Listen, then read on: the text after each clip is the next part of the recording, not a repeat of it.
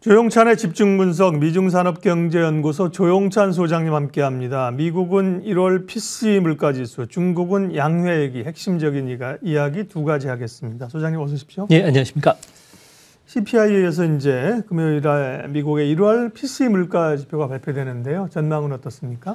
네, 연준이 가장 중시한다는 PC 물가지표 같은 경우에는 물가가 다시 고개를 들기 시작했다는 징후들이 나타나지 않을까 보입니다.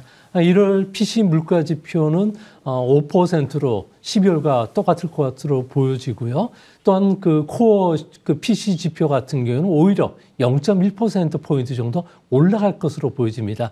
고개를 숙였던 물가가 다시 올라가는 것은 레스토랑의 음식비라든지 주차비, 세차비뿐만 아니라 세탁비 모든 물가가 좀 올라가면서 서비스 물가가 현재 상당한 상승 압력을 받고 있다는 거고요.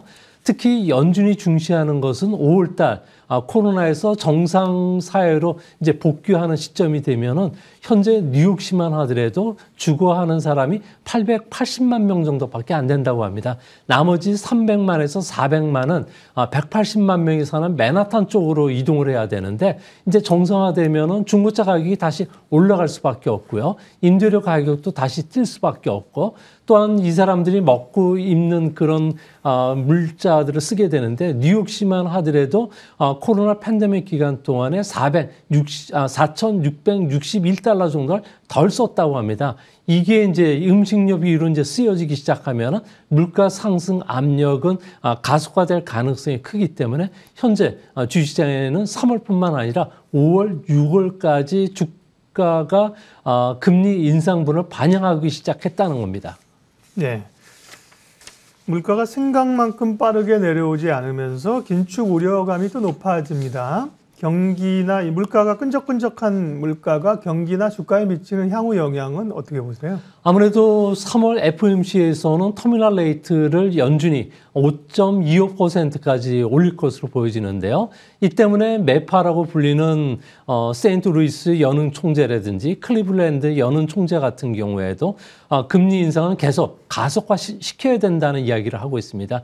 이 때문에 5월간 6월 달 금리 인상과 관련된 확률이 무려 73%, 58%까지 지금 올라가는 상황인데요. 이제 앞으로 이런 상황이 계속이 되더라도 주가에는 그렇게 큰 영향을 끼치지는 않을 것으로 보여집니다.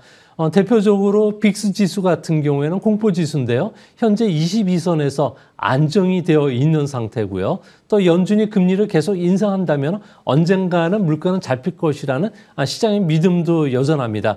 또 한 가지는 그 미국 가계의 대차 대조표 부분들과 관련해서는 여전히 그 양호하다는 측면에서 주시장에는 큰 충격보다는 기간 조정이 거칠 가능성이 현재로서는 더 높지 않나 이렇게 보여집니다. 중국 얘기하겠습니다. 이번 주말부터 이제 중국의 양회 두 개 회의가 시작이 됩니다. 3월 4일 토요일 날 정협이 개막하고요. 5일 일요일 날 전인대가 이제 문을 올리는군요. 네. 전 세계가 주목하고 있습니다. 관전 포인트 좀 알려주십시오. 아무래도 이번에는 가장 중요한 것은 전인대 이전에 중국에서는 이중전회가 열리는데요.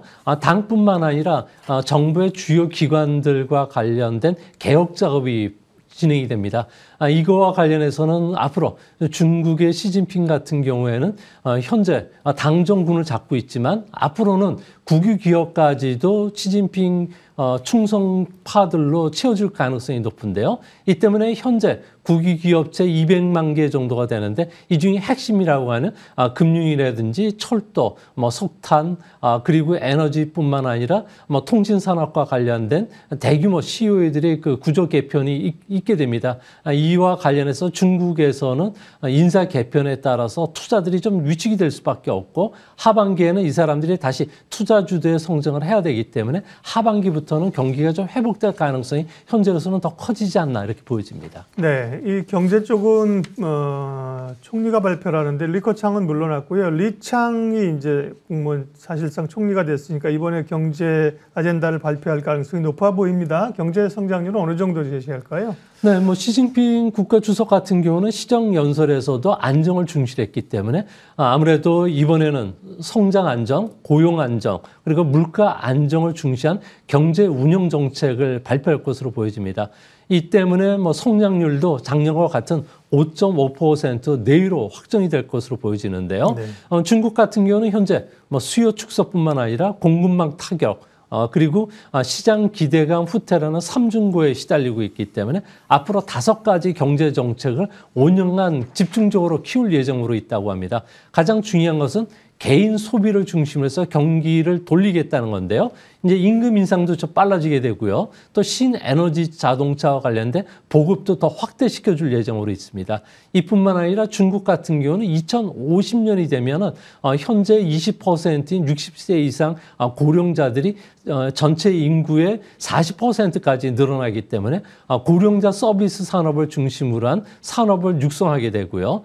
또 한 가지는 그 제조업 중심이 아니라 이제 디지털 경제 중심, 플랫폼 경제로 정책 방향을 180도 바꾼다고 그럽니다.